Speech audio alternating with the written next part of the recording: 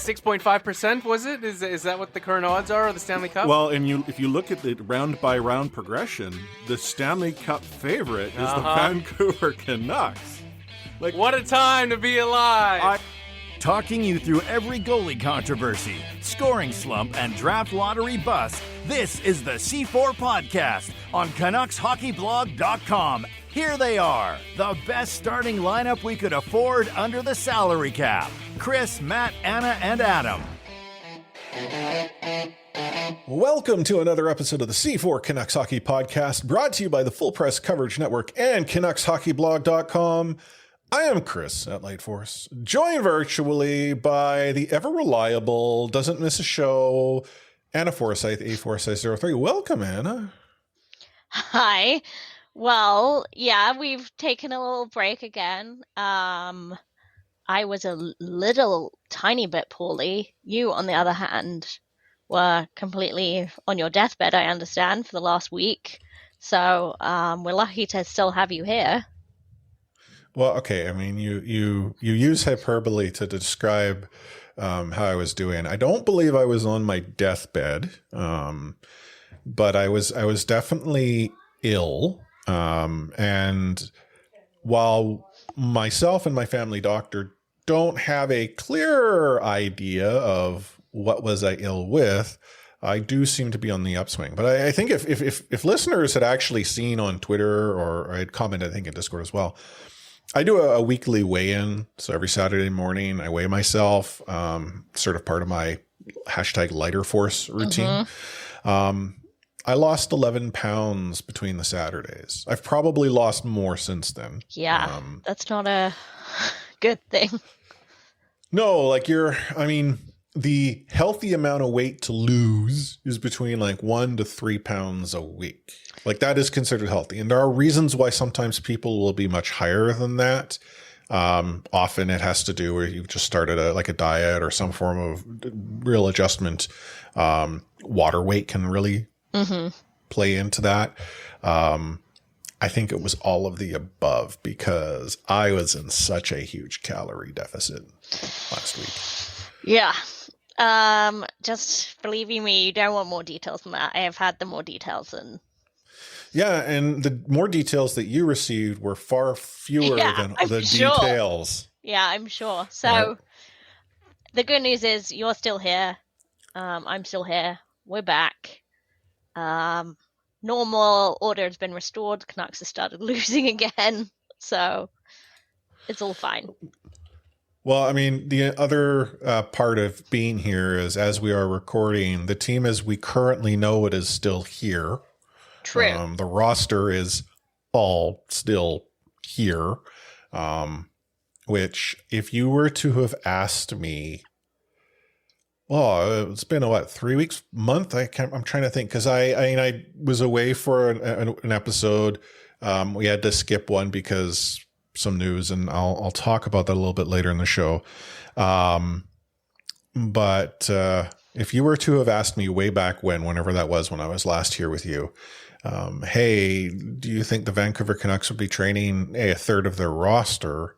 And here are the list of players that are on the block. Yeah. At least one of them, I would have said, okay, I don't believe you. Others, I might have been like, man, I guess everyone's tradable, but boy, has the offer have to be something, not the, the team just don't have a place for him, so find a suitor. Oh, it's crazy. Yeah, it's a weird place we're in now, but I guess just enjoy those players while you can and see what we can get for them on the little trade market. Yeah, if there is a market to be had, but we'll get into all of that. Something else, though, that you had announced on social media, and we'll let everyone know now, is we will have a giveaway that we're going to talk about at the end of the show. So that gives you two reasons as to why you want to listen to the entirety of the show. One, we got a lot to talk about, but two, we have a giveaway, and yes, we will talk about said giveaway on Discord and on social media, but we're not going to tell you what you need to do quite explicitly to enter unless you listen to the show. We're smart that way. Yeah, exactly. But let's look at the week-ish 2, 3, or whatever, how long it was. Hi C4 listeners, coming to you live from the Canucks fan cave at the Douglas Hotel, which is pretty much the coolest experience I've had before a Canucks game. So the setup here is pretty sweet. They've got, all the nice little touches for the Canucks fan in your life. We've got, we're right by the arena at the Douglas Hotel, which is attached to the park. So right downtown, right, 5-minute walk from the arena. And yeah, this whole suite is super cool. Comes with free parking, and it comes with all kinds of extra Canucks stuff, including tickets to a future game. So yeah, I'm kind of loving it. I do not hold high hopes for the game that's about to happen. So let's see what happens with the game, but I've already had a great night so far. Hanging out, meeting some people, having a few drinks and some food, and yeah, enjoying this sweet setup. Let's see what happens in this Tuesday night game against the Washington Capitals. So I liked how you put this note to lead off Rewind in your rundown. After losing 5-1 twice in a row, Canucks went on a 3-game winning streak of defense-optional bonus hockey wins against the Coyotes have Sharks. Doesn't show how much part from the Canucks can score when the mood takes them. So while the Vancouver Canucks were playing like, we're going to score a zillion goals, there was a part of me that wondered if long-term listeners were like, see, this is the type of hockey Chris wants. Chris has to accept it. 80s hockey, man. And I will admit, I did enjoy the ride, except I didn't enjoy, let's say the Habs game where the Vancouver Canucks decided they were going to sport the Habs. It was a 4-0 lead after one. Yeah. Or whatever the heck it was. To me, that's not how you play 80s hockey. 80s hockey is 1-0, 2-1, which is 3-2. more how it went the rest of the way, but yeah. Yeah, once the Canucks figured out the first, 4-goal head start that they gave the Habs. But yeah, that was just funny. Honestly, I'm here for it. Not in the long term, but this week was fun. All the people trying to say, oh, don't get too excited. It's the 3 West teams in the league. Freaking duh. Obviously, Canucks aren't suddenly a playoff team because they've squeaked past the Habs, the Coyotes, and the Sharks. But we're talking about fun. I was seeing the podium meme getting flashed about after each one of those overtime wins. Yeah, or the parade route was being planned. Yeah. Right. I mean, there were at least 3 or 4 different iterations of the parade route between the 3rd of December and the 9th of December, because unfortunately the parade got canceled on the weekend.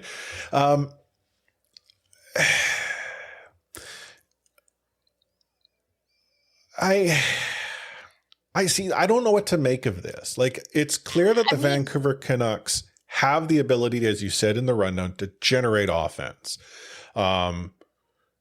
Defense is clearly optional. I mean, Hughes,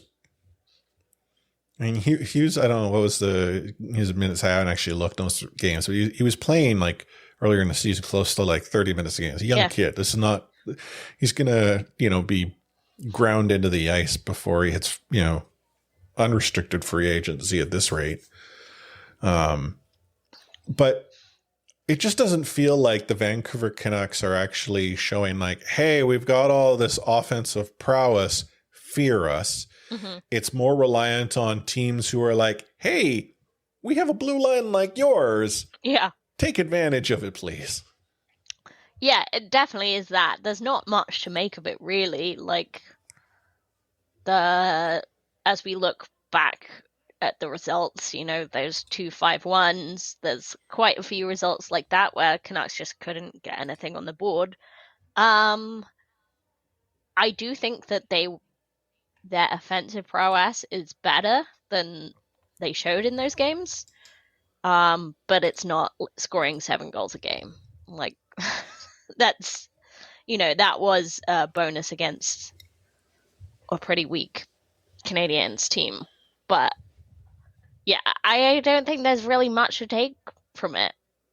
Like, apart from the fact that anyone talking about a goalie controversy might have had their reality checked a bit.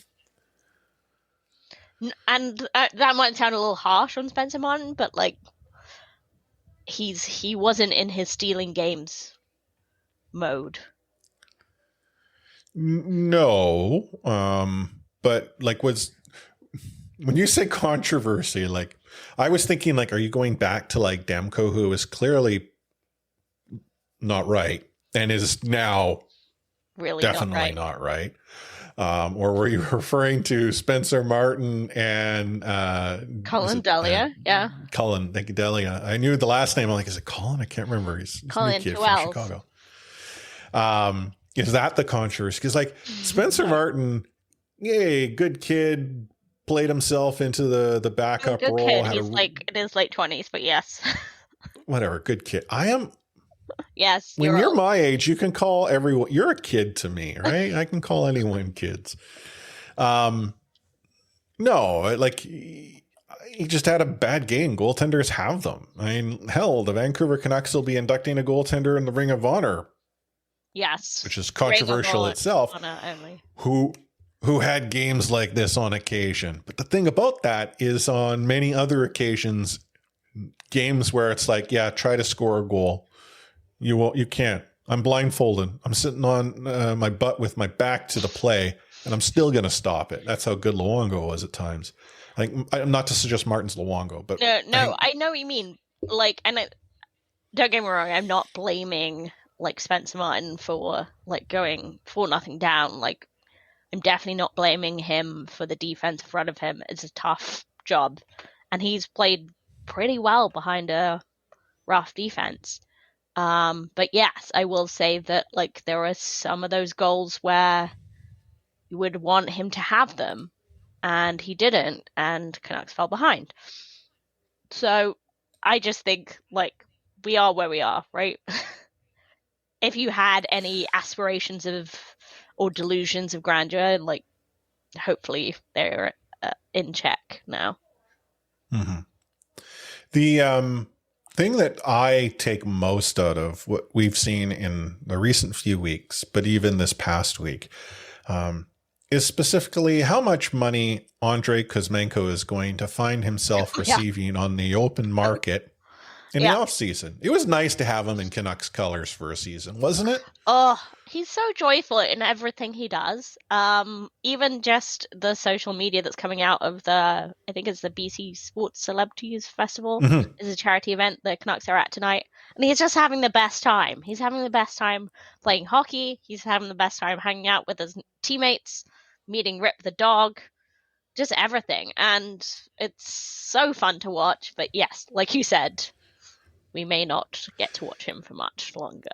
Well, no, and I mean, I don't fault the DLC. Vancouver Canucks giving him a year, right? Yeah.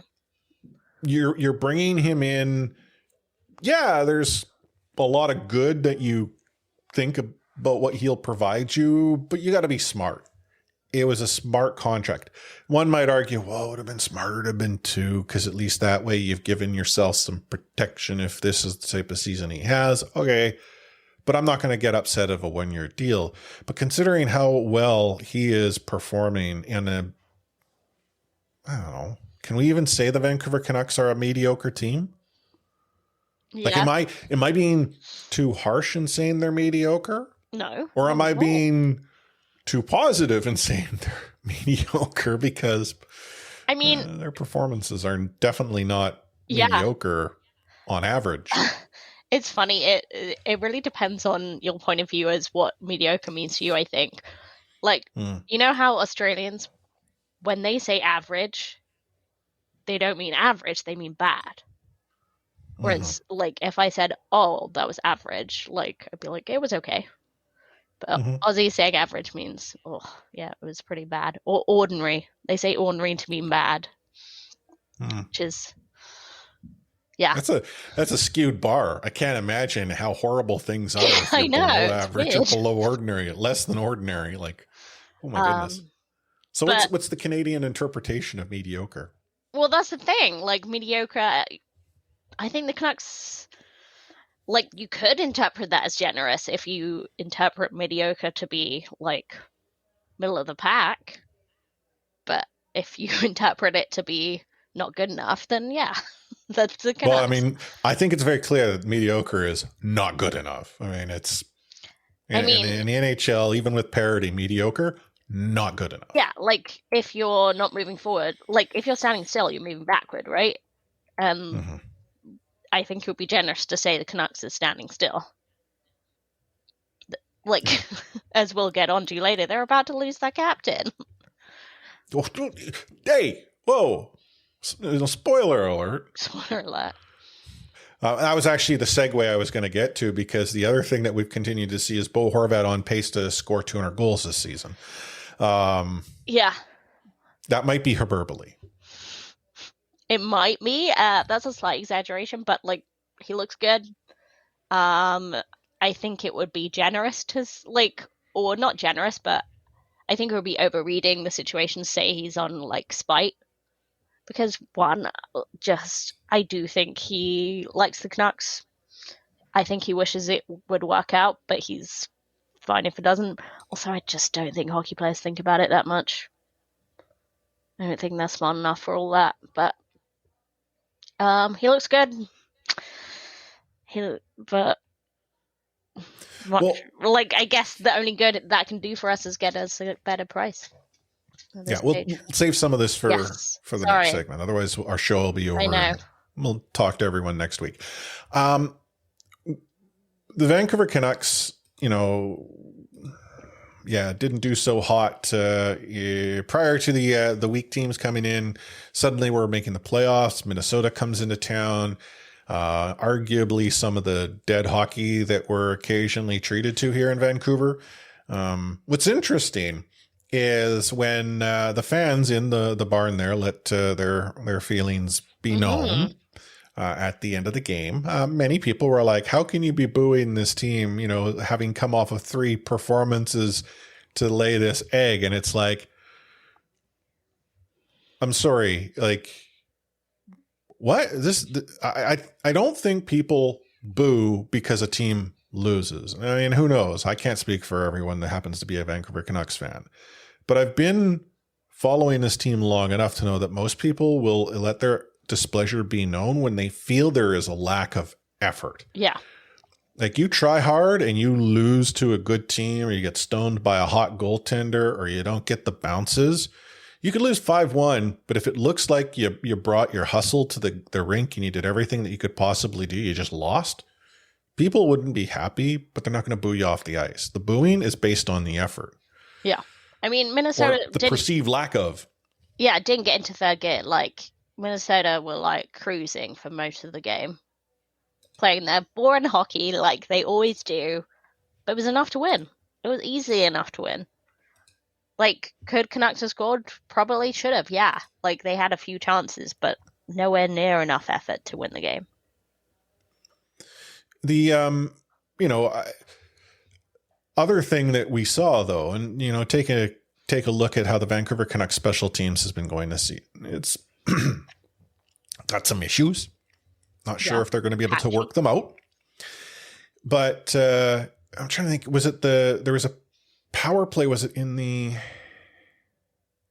Okay, it would have been the second period, where it was a 2-on-0 that Martin was able to stop. But the Vancouver Canucks, being gracious, hosts, decided to provide another, premier shorthanded opportunity. And I don't know who the Vancouver Canucks think they are, but when you do that multiple times to any team in the NHL, they'll likely go and take advantage. And so when Doris scored on the penalty kill, it felt to me at that point, game over. Yeah, for sure.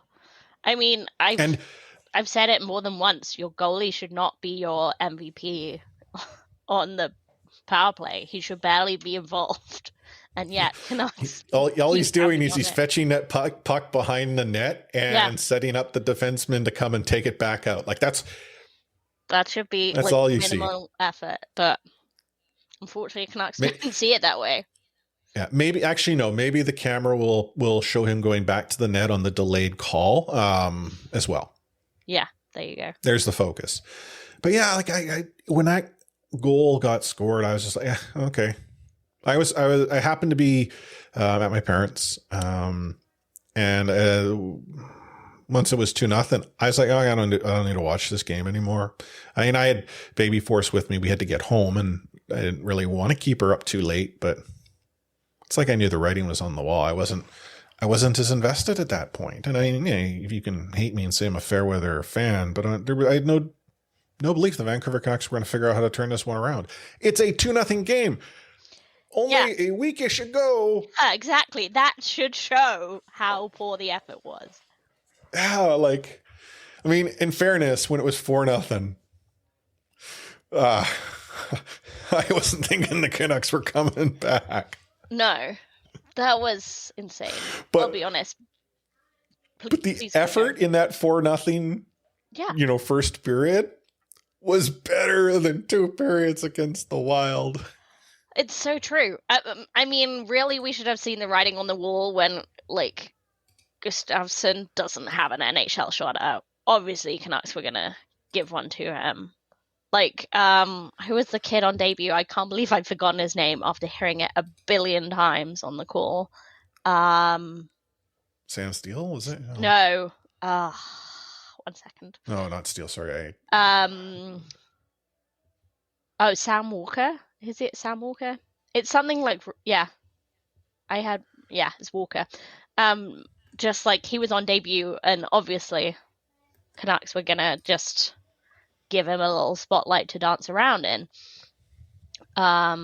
He didn't get on the score sheet, but like he was all over the ice. So yeah, we could have really seen it coming, but it's kind of that disappointing thing of, we lost, but we lost and we look like that. Yeah. So let's look ahead. The Vancouver Canucks are playing in Calgary, 1 game on the road. They then come back home. They play Winnipeg on Saturday, and then followed by the Blues on the Monday, which we may or may not be watching, recording. Who knows? Because Monday games do that to us. Yeah. I don't believe the Flames game bodes well for the Vancouver Canucks. I understand that Calgary has, seen their share of trouble recently. Mm-hmm. But this is a Vancouver Canucks team that's no good. Not so good, especially against old friends. Which we have many of in Calgary. I feel like when you look at the division, there is a line separating Calgary and Vancouver. Like Calgary, Edmonton, LA, Seattle are sort of in a spot. Vegas is back to their tier above everyone else. And then there's a line in the dirt where Vancouver and San Jose stand well back from, and Anaheim's out there saying, yo, we're here. Yeah. I mean, I'm not simply looking at the standings and suggesting it's just based on the quality of play we've seen from these teams. So if the Vancouver Canucks don't get themselves points in Calgary, is there any way that they go and figure out how to get a point out of Winnipeg at home? I'm just giving them the chance to get a point out of Winnipeg instead of 2. Sure. I don't see any reason why not. And it's kind of whatever sign we're waiting for, like that we're long past it. It's not if we. Is it when all the trades happen and? Well, it's just like it shouldn't make a difference, right? We are well past that point. We don't need to blow up anything. Like we're about to do it anyway. Well, okay, wait. The Vancouver Canucks don't need to blow up anything? No, it's just they don't need to do it in reaction to losing twice in a Oh, week. no. Like, Okay. Well, yeah. whatever. Fair. There's no sign that we need to wait for. Blow it up don't right need now, Yeah. or blow it up in 2 weeks, just before the holidays, to be real Scrooges. Actually, when does the roster freeze go in effect? Good point. Does roster freeze? It doesn't apply to coaches, right? You can get fired over Christmas. Oh gosh, if I know. I mean, the coaches don't have a CBA, so No. coach could probably get the letter on Christmas Day. Merry Christmas. Yeah. Here's $25 to Denny's, and I was enjoy your gonna dinner. say, You're like, fired. cabs to the airport more than $25. Although Well, they are controlled by area, so it's not as bad. True. Yeah. I mean, I don't know if they would fire Bruce. No, I Like, think they at don't this want to point, pay 3 coaches. no. Bruce is either here through to the end of the season or late into this season. Like if they make a change, it's just to say, hey, let's be honest. Rutherford was sending, Bruce his, papers at the start of the season when he was suggesting that he wasn't aware he was coming back this year. Like, I'm sorry. That was when the Vancouver Canucks still sort of kind of maybe had a chance. And Jim was like, yeah, this has caught me by surprise. We brought him back this year, or whatever the heck the words were at the time. It was crazy. And it wasn't like misunderstood. No, man, he was on After Hours saying it. He was, I know Scott Oak was there. Was it, can't remember who else was there, but you could see the look on their face. Like, sorry, did he just, what? Yeah, I think it was just What did Scott he say? Oak, because Scott Oak was asking. I mean, he wasn't, grilling him, but he was asking surprisingly difficult questions for Scott Oak. Yeah. Mhm. But anyhow, no, I mean, if Bruce is probably good through months. I don't see why? Well, you're right. Why pay another coach? You don't have to. You're not.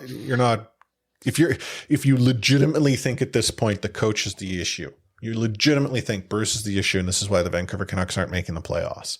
I mean, I agree, but they thought JT was the answer to whatever question was. So JT he has to be the answer. At this point.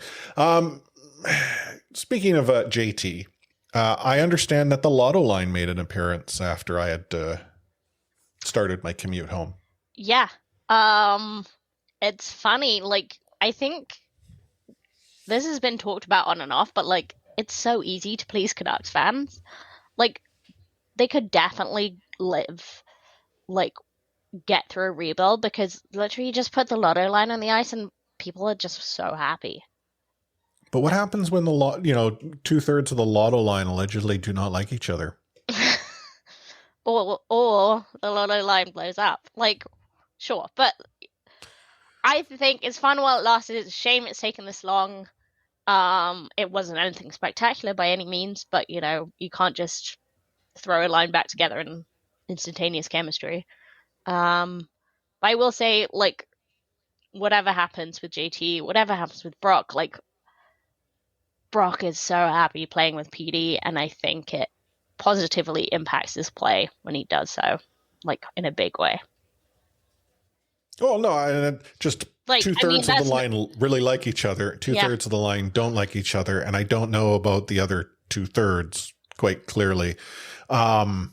It's just unfortunate that the third is a problem. You're right. If it's placating the Canucks fans by putting the lotto line back together, and that's what it takes to, keep spirits up, have at it. Plus, it can't be bad for Brock's trade value. No, and it helps elevate the play of your recently signed JT Miller and potentially puts him on to the appearance of it being a good deal and other teams wanting to take that deal off the Vancouver Canucks books for a reasonable price before the deal actually kicks in. I mean, we all know he can't play center, so Petey stick him on Petey's wing. If Petey does this right, Petey could save the Vancouver Canucks. Yeah, I mean, he's already been doing it. almost single-handedly. He can do it. Yeah, you know, imagine. 2.0 style. Imagine if he not only got like Brock a good trade deal and PC with you, Brock. We love you, Brock, but you know, there's no spot for you here. But if he rehabilitated JT to the point that he was trade bait, like, I mean, build the statue, like everything. Retire the jersey, rename the building. I'm so sorry, Expo Boulevard. You're now, you know, PD Plaza or something like that. PD Plaza. I like it, honestly. PD Parkway, because Plaza is more of a place you go to. Parkway is the one you drive on. Yeah, okay. There we go. Yeah. Anyhow, we'll take ourselves a short break to collect ourselves from the silliness. You're listening to the C4 Canucks Hockey Podcast, brought to you by the Full Press Coverage Network and CanucksHockeyBlog.com. Take hitting out of the game. You can't hit anymore, so don't do it. The unsportsmanlike conduct, I want to get an explanation on it. No kidding. Because how do you get suspended for unsportsmanlike conduct? Plus interference. There's no interference there. He had the puck. Now, Madison never ever did that before. Now, why did he do it? Because he was mad. Well, your early favorite for the Calder Trophy, that's for sure. Elias Pettersson, you might even say your early favorite for the Hart Trophy. Just to get back to your question, Elias is going to play plenty. He didn't play. He's going to get a lot of power play time. And, yeah, I'm concerned about our offense. We lost 200-point players, and we've got to find a way to score. It's been a while since we've had half full, half empty, where it's been half empty or full empty. Full empty. And this is going to be that segment, I think. I wanted to lead off, though, by sharing some news. I haven't talked about this publicly, really. But a few weeks back, when we didn't have a show, is that that day my family had received news that my mom had received an Alzheimer's diagnosis. And as you can imagine, it hit hard.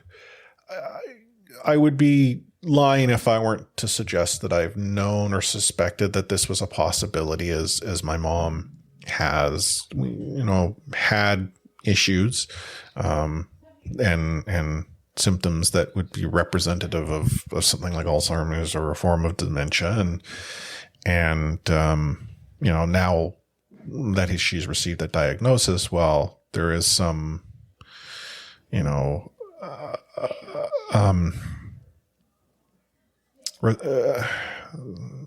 don't know the word, but like there is some positive to know, okay, this is what it is. Yeah. Some pleasure. But this is what it is not a good thing, because there are timelines and there's no coming back from it. Like it's tough. And you might be wondering, like, well, you know, I get it, Chris, you're sharing this, but why on a, Canucks podcast? Let's say, and I'm not trying to suggest listeners are cold hearted in that, but some of my earliest Vancouver Canucks memories are actually with my mom.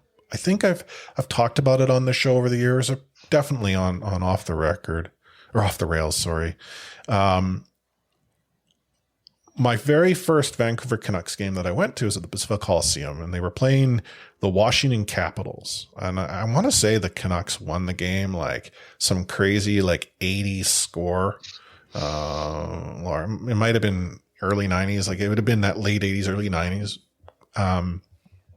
But my mom had got a couple of tickets, and my dad had to work that night. And so I took the bus downtown to Woodward's where she worked, which in that era, it was a different place, different area. I met her. We had dinner at the food court. Like I distinctly remember all that. And then we took the bus to the Pacific Coliseum, and we were sitting up in the nosebleeds, but that didn't matter to me because I was at a Vancouver Canucks hockey game, and it was exciting, and there were goals.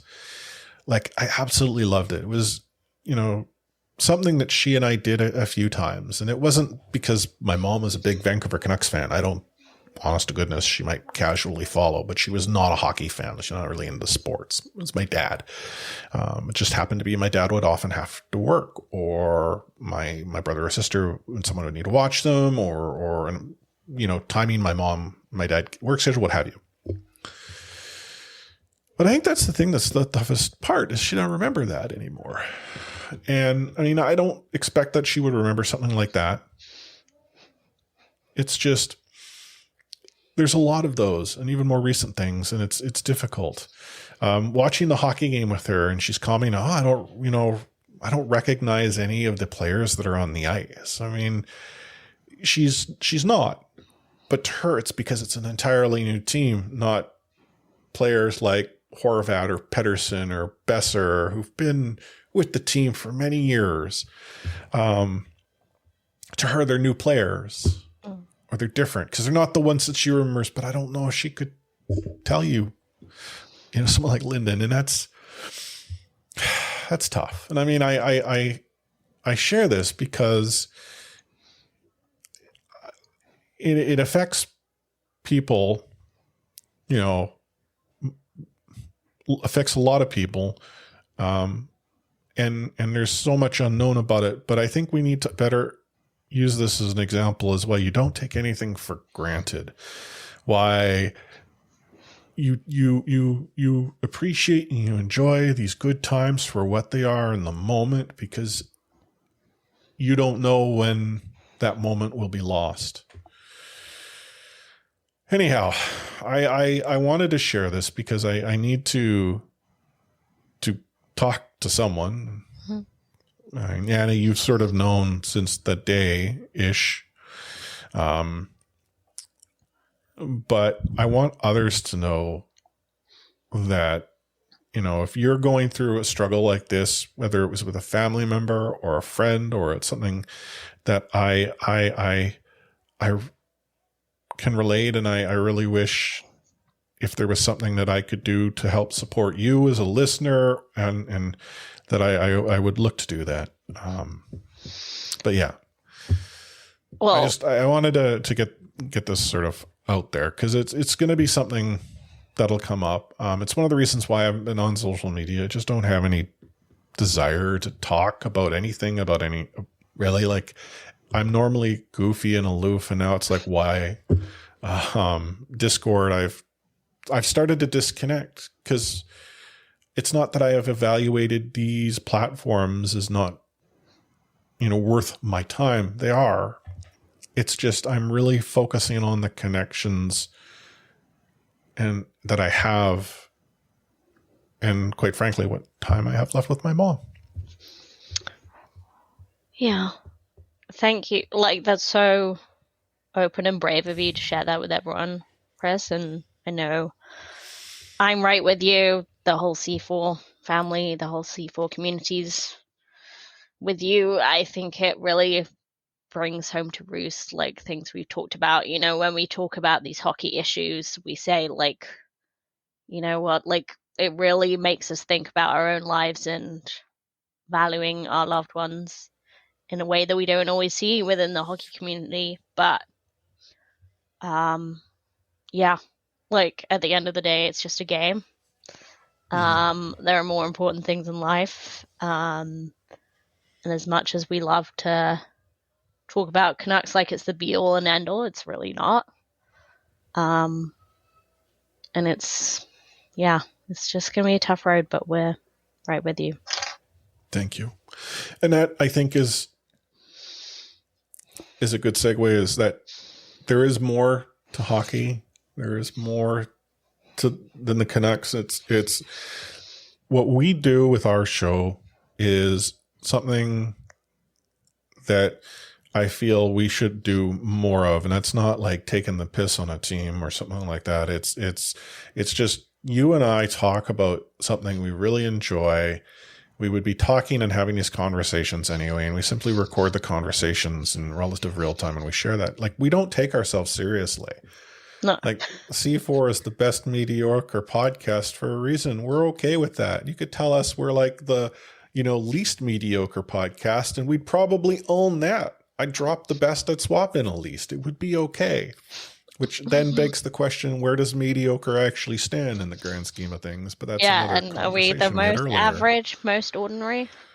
Yeah, I'm I not don't sure. know. But when we as Canucks fans take things literally, that quite frankly are at best figurative in presentation, we do ourselves a disservice. Like, I want this team to win a Stanley Cup. And I would imagine if you happen to be a Vancouver Canucks fan, you want the team to win a Stanley Cup too. There are 4 billion different ways that this could potentially happen. And it may not happen in a decade or 2 or longer. Well, that's okay. It's been 3 that I've been watching the Vancouver Canucks so far, and I can assure you, I'm really hoping that I don't have to wait 2 or 3 longer. But one of the things that does need to happen with the Vancouver Canucks so that they can be a Stanley Cup competitor, whether you call it a rebuild or whether you call it a retool, drastic change of some sort needs to occur. Like if it's a retool, we're talking about taking a tool out of the machine and putting an entirely different tool set in. If you're talking about a rebuild, machete? Yeah, like if you're talking about a rebuild, yeah, we're going to take the entire machine apart and rebuild it all. I don't care. But what's got to the point of this being an issue is the Vancouver Canucks have a captain that's going to become an unrestricted free agent, and they can't afford to pay him. Like the offer that was rumored today was to be under $8 million a season. And that's absurd considering what the market would bear to pay a player of his caliber who happens to be a center who had like on a playoff contender or a cup contender. Not only will they evaluate what Bo Horvat can provide you as a center, whether it be on a first line or potentially even like a second line on a really tough team, it's what he does in the playoffs when he brings this compete level that not a lot of players possess. And, you know, looking at what JT Miller is going to be making next season onward, there are those who would say, well, JT, he should be paid more because he's the quote unquote pure scorer. Well, based on what we've been seeing this season, what we've seen from him, there are a lot of issues that go along with the pure scoring that hasn't been happening this season. And while I'm not going to suggest what Bo Horvat's doing this season continues, you know, longer in his career goal-wise, there are many things that he does do for this team that JT does not. And arguably, Bo should be paid accordingly. Yeah. I mean, he's currently 4th in NHL goals. He was leading the way up until pretty recently. Add to that, kind of what you've alluded to, he is a leader on the ice. He is a leader off the ice. We did, me and Daniel Wagner did hash this out a bit. I know there is this idea that captaincy is more about the fans than the players, but I do think it's important. Like, that it meant something to Bo to get the captaincy, like, especially as he is, you know, the protege of the Sedins. And yeah, I think it sucks for him to see like a player like JT Miller who not only is struggling, like you'd say, in terms of scoring, but who takes no responsibility defensively, even though that's what's required of a center, who's a lot older than him and like doesn't seem to have the same investment or, you know, will to succeed at the same level as he does. And it sucks that we can't afford to keep Bo because of that contract. Well, it's not so much the JT Miller contract. It's the JT Miller contract on top of the OEL contract, on top of the Myers contract, which you still have another season for. Yeah. I think there's a cascade there, but this is the thing that I don't understand. So the word has that the Vancouver Canucks offered 8 years, so a significant term, but much lower than the 8 mil that they gave JT, which is again absurd. Like if you like, I don't get that at all. I mean, but we do, because they don't have the money to offer him. Well, no, but it almost occurs to me like that they were going to go in and give Bo Horvat the money that they're hoping to get rid of out of Brock Besser's deal, and then save themselves, the Bo Horvat current contract. Like, it is absurd. Like we look at comparatives. I mean, I understand they're entirely different players, but Bo Horvat is your captain, and he is younger. He is a far more responsible hockey player. I feel he provides you a much better hockey player with maybe a lower ceiling than what JT Miller might provide regarding production. Again, I am discounting significantly what he's doing this season. But to hear that he might be offered was it 7? Yeah. Was the most. It almost sounds as if the Vancouver Canucks did due diligence so that they could get by and say, hey, we made a very competitive offer. We provided term.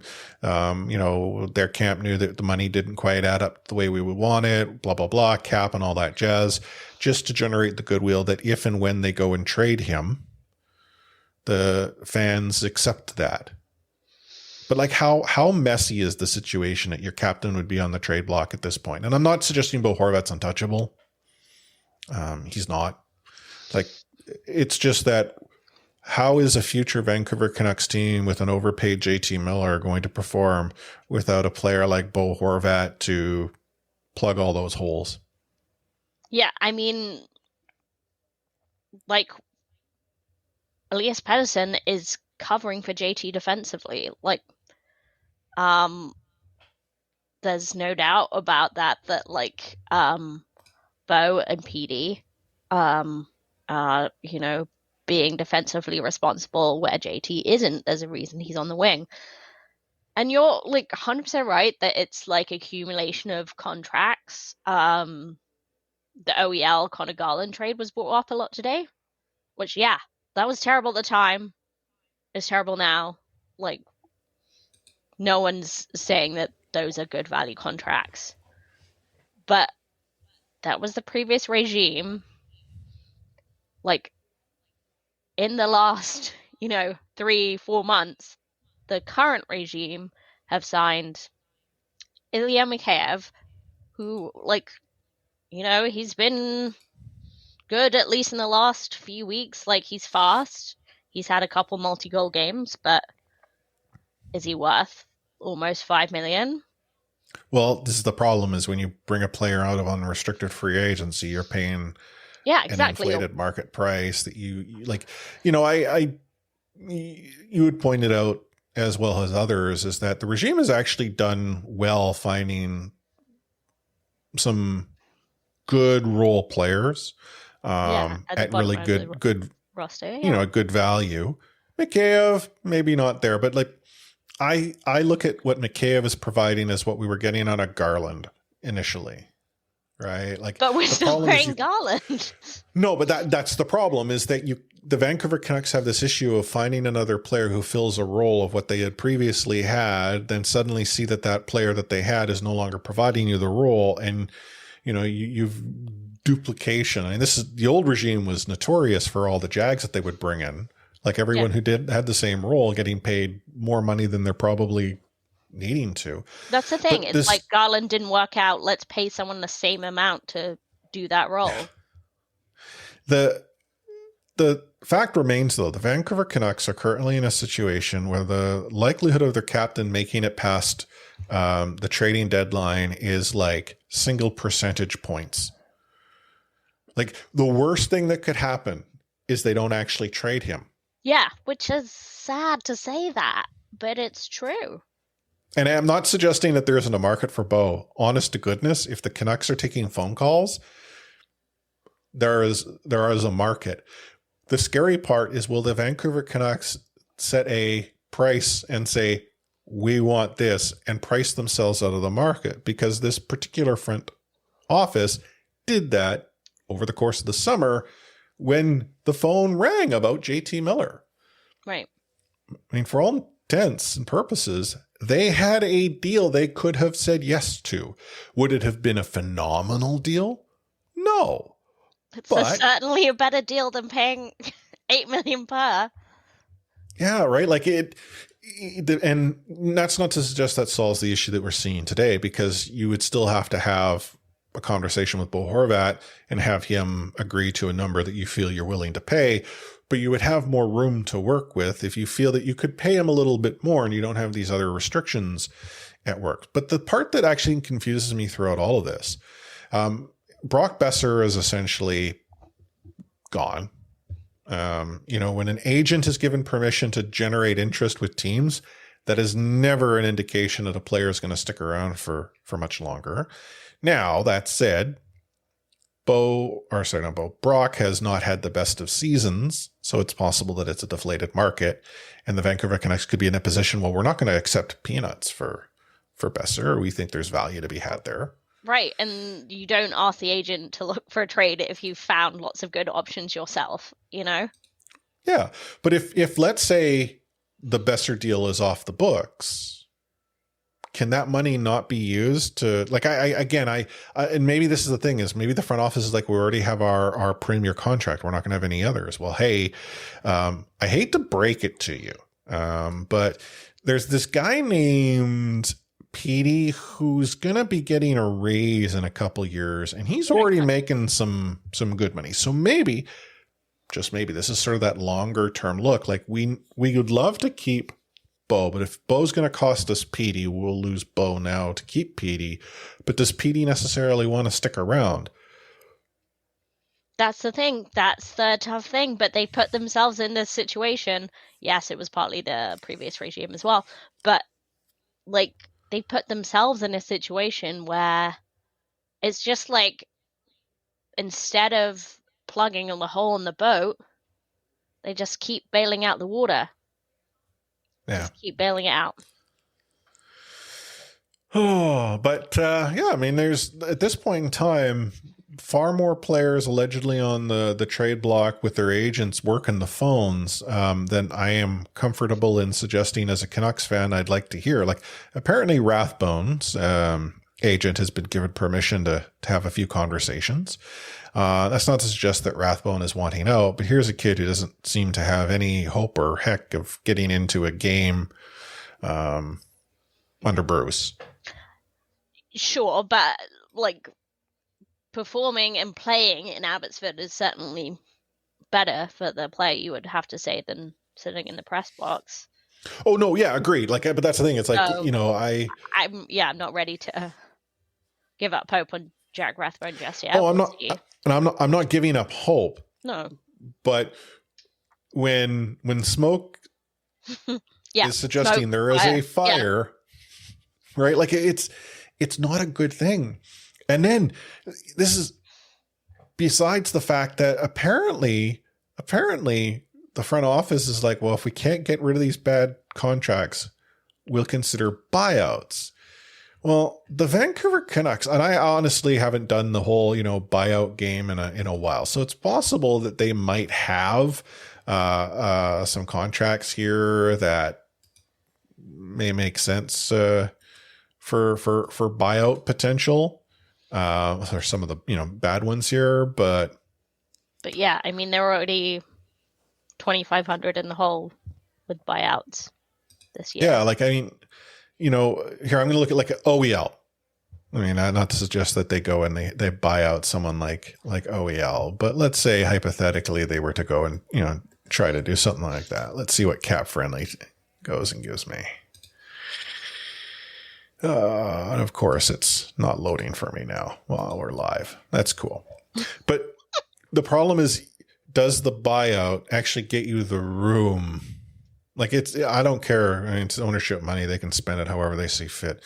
But if the buyout of the contract doesn't get you the sufficient amount of room that you need, what's the appetite of ownership wanting to just throw money away in that regard. I mean, they've already been throwing it away, but yeah, we've kind of seen that it's limited in the past. And looking at the LTIR, even like you can say 2 of those contracts are unlikely to ever move off the LTIR. I hate to write Tucker Pullman off, but it's not looking good for him. But Travis Dermott, he's coming back. Like, he's more than likely coming back. We don't know that for sure, but like, because head injuries, but more than likely coming back. So it's just like another squeeze. Yeah. That occurs, right? Mm-hmm. Without too much, showing up on the ice. Man, it's a tough thing to see year in, year out.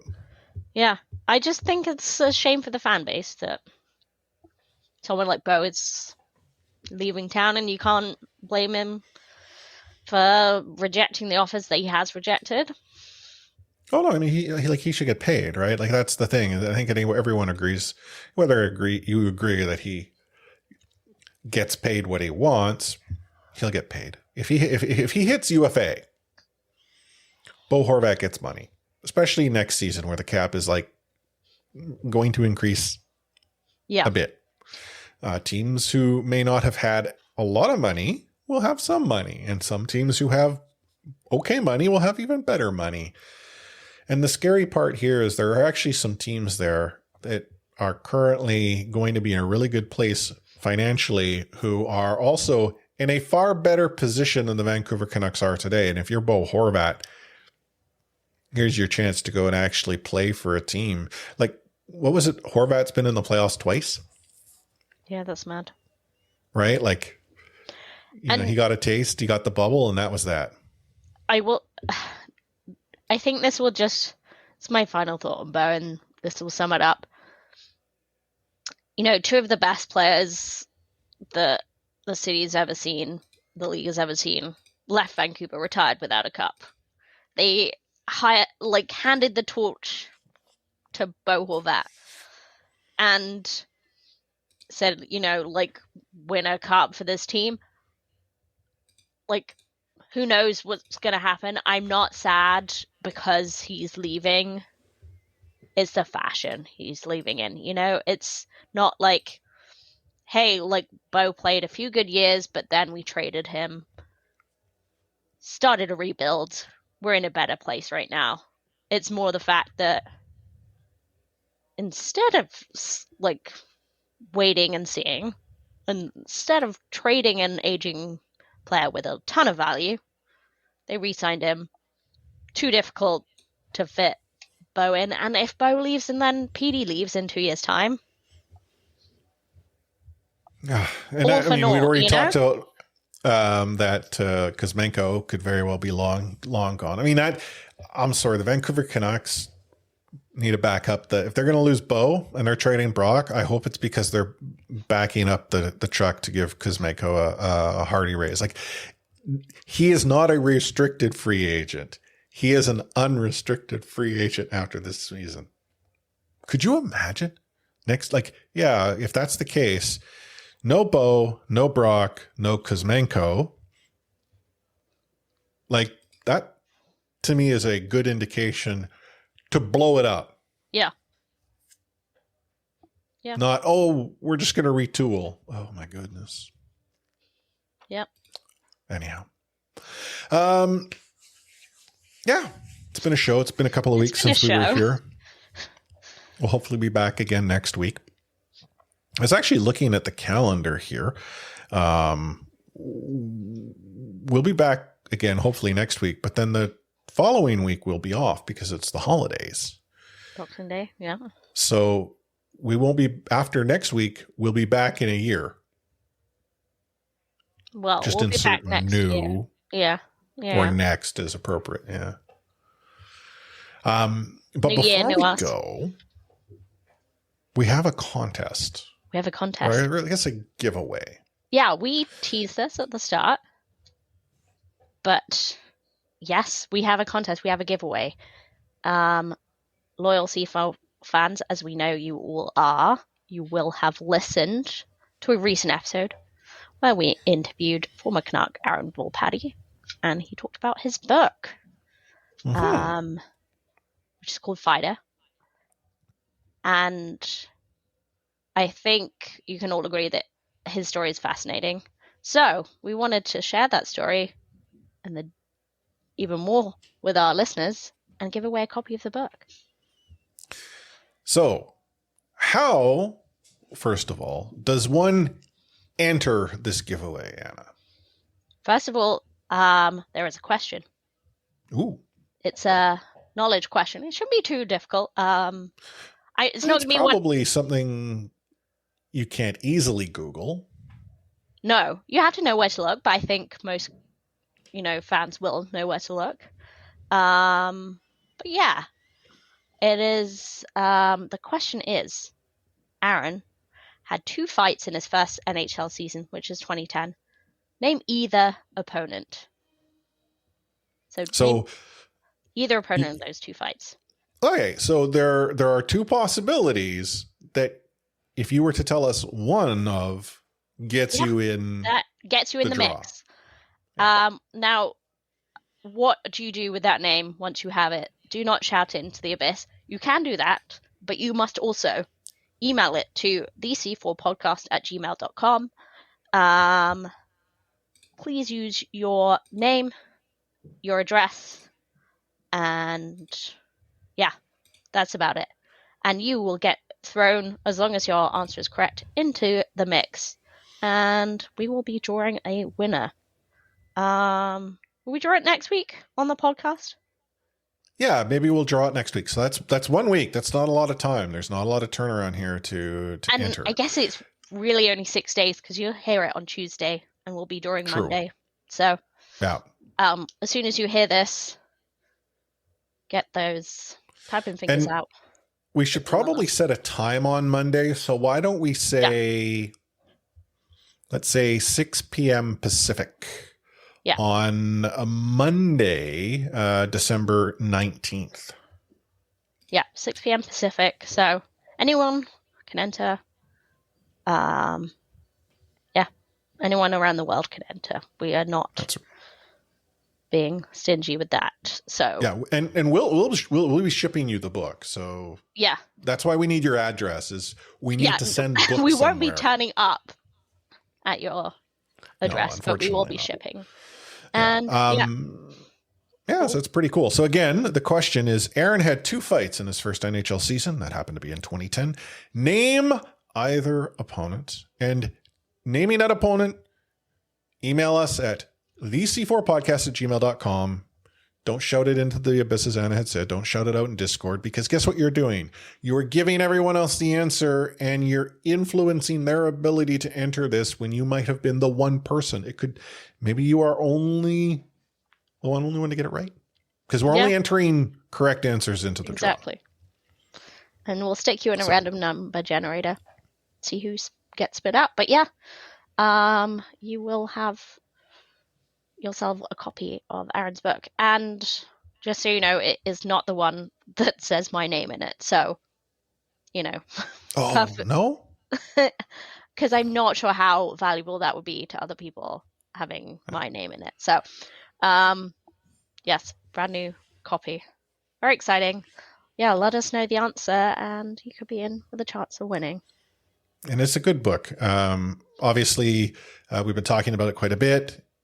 It is a good book. I have just started reading it myself. And I think, I'm going to jump on your idea of us having like a C4 book club in the new year. I think it'd be kind of cool. Yeah. I have a bunch of hockey books that I could recommend too. So. So here we are at the end of a show. Yeah. Any final words of wisdom, Anna? I don't know. I feel like I'm going to steal your one by saying, hug your loved ones, hug your co-host, send all your love to Chris, as I know you will. Because just little messages of support are nice to get. So please send them through. It's nice of you to ask that. You did steal what I was going to use, kind of. But no one has to send me their love. Just take that and redirect it to those that need it more. I mean, that's everyone. Like I'm to use the words of Todd Bertuzzi, it is what it is, but I am approaching it as more than that. So, I mean, it's just a situation that I would rather not have to be in, but we're in it. And so I'm going to do the best that I can and, enjoy the moments that we have left. I echo Anna. Give your loved ones a big hug. If you have a podcast, your co-hosts too. It's hard to do that virtually, obviously. But we will be back next week. And again, maybe the Vancouver Canucks will have a parade route planned once more. We didn't even touch on the fact that allegedly the Vancouver Canucks were practicing lifting the Vancouver Canuck. God. Stanley Cup. And Chara used the bulletin board material. And I'm sorry that the story itself is so absurd. I honest to goodness, we've probably given it the right amount of airtime, to be honest. I wonder if there's truth to the Bruins, like someone suggesting that was the case, but really what it was like a Canuck out on the bench, like stretching or something like that, like with their headphones on, like trying to get into that, mental state.